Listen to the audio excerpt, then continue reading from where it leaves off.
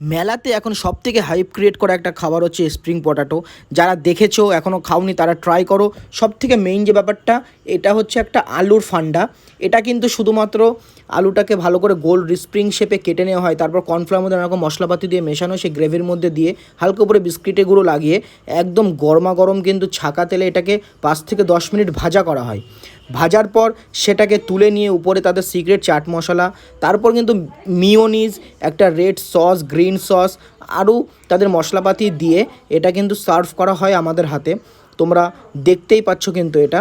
এবার চলো খাবার পালা। আর হ্যাঁ, যারা হাইজিন মেনটেন করো তাদের জন্য কিন্তু খুবই প্রবলেমজনক খাবার এটা। তাই যারা হাইজিন ভুলে যদি খেতে পারো তো জমিয়ে খাও একদম।